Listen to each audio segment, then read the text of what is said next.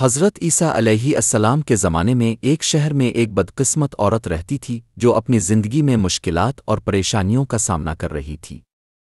وہ اپنی مشکلات کی وجہ سے بہت مایوس اور دل شکستہ تھی۔ لوگوں نے اس عورت کے بارے میں بہت سی منفی باتیں سن رکھی تھیں اور وہ سب اس سے دور رہتے تھے۔ ایک دن حضرت عیسیٰ علیہ السلام اس شہر میں آئے اور عورت کے بارے میں سنا۔ لوگوں نے حضرت عیسیٰ علیہ السلام کو خبردار کیا کہ اس عورت سے دور رہیں کیونکہ وہ ناپاک ہے اور اس کی زندگی میں صرف برائیاں ہیں۔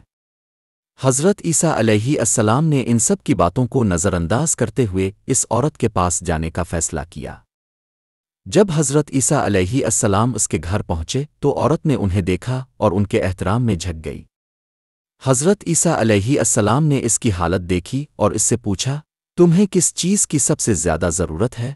عورت نے روتے ہوئے کہا، میرے پاس بہت سی مشکلات ہیں، لیکن سب سے بڑی مشکل یہ ہے کہ لوگ مجھے ناپاک سمجھتے ہیں اور مجھے کبھی بھی صحیح طریقے سے مدد نہیں ملی۔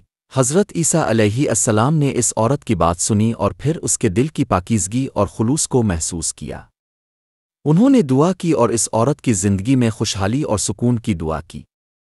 ساتھ ہی حضرت عیسیٰ علیہ السلام نے لوگوں کو بتایا کہ کسی بھی انسان کی حقیقی حالت اس کے دل میں ہوتی ہے، نہ کہ ظاہری حالت میں۔ اس کے بعد عورت کی زندگی میں بہتری آئی اور لوگوں نے اسے احترام دینا شروع کر دیا۔ حضرت عیسیٰ علیہ السلام کی تعلیمات نے لوگوں کو یہ سکھایا کہ ہر انسان کی حقیقی قدر اس کے دل کی پاکیزگی اور اس کی نیکی میں ہے۔ یہ کہانی ہمیں یہ سکھاتی ہے کہ ہمیں کسی بھی انسان کی ظاہری حالت کی بجائے اس کی دل کی حالت اور نیت پر توجہ دینی چاہیے۔